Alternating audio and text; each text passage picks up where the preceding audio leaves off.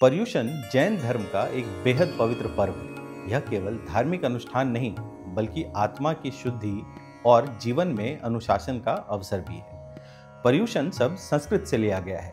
परि का अर्थ है चारों ओर और उषण का अर्थ है ठहरना या टिकना। यानी यह पर्व अपने भीतर रुककर आत्मचिंतन करने और आत्मा के चारों ओर फैले अंधेरे को कम करने का अवसर है। जैन धर्म मानता है कि आत्मा पर असंख्य कर्म चिपके रहते हैं, जो हमारे क्रोध, लोभ, अहंकार, मोह और हिंसा जैसे दुष्कर्मों से बढ़ते हैं। पर्युषण इन्हें घटाने का साधन है।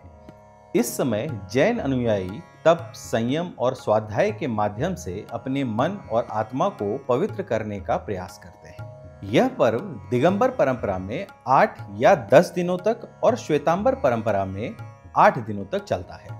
इस दौरान जैन साधु, साध्वी और श्रद्धालु अपनी रोजमर्रा के भौतिक जीवन से हटकर आत्मिक साधना में डूब जाते हैं। इस दौरान जैन उपवास करते हैं। कोई केवल एक समय का भोजन करता है, तो कोई पानी भी सीमित मात्रा में लेता है और कई श्रद्धालु पूरे दिन निराहार रहते हैं। यह केवल शरीर को तपाने का साधन नहीं है, बल्कि आत्मा को शुद्ध करने की एक साधना भी है। इस पर्व में कल्पसूत्र और अन्य धार्मिक ग्रंथों का पाठ किया जाता है।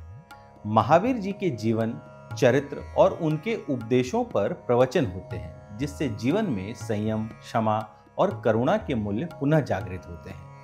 पर्युषण के अंतिम दिन को क्षमा वाणी कहा जाता है।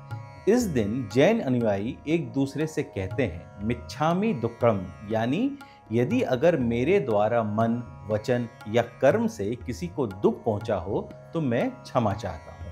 यह परंपरा इस पर्व का सबसे भावनात्मक और गहरा पहलू है, क्योंकि यह ईर्ष्या, द्वेष और कटुता को मिटाकर रिश्तों में नई शुरुआत करने का अवसर देता है। इस दौरान जैन साधु, साध्वी गांव-गांव, शहर-शहर प्रवचन करते हैं और लोग उनसे धार्मिक सवाल पूछते हैं और उनका मार्गदर्शन भी लेते हैं। यह ज्ञान का आदान प्रदान समाज को एकजुट करता है।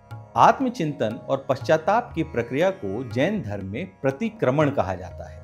अनुयायी बीते वर्ष में किए गए पापों और गलतियों का प्रायश्चित करते हैं, उनको स्मरण करते हैं और ऐसा माना जाता है कि सच्चे दिल से किया गया पश्चाताप आत्मा पर लगे कर्म बंधनों को कम करता है। यह पर्व केवल जैन धर्म तक सीमित नहीं है, बल्कि इसका संदेश ग्लोबल है। किसी भी प्राणी को दुख न पहुंचाना, मन में द्वेष न रखना, इच्छाओं और वासनाओं पर नियंत्रण रखना और आत्मशुद्धि, क्योंकि असली सुख बाहर की वस्तुओं से नहीं, बल्कि भीतर की शांति और आत्मिक संतोष से मिलता है।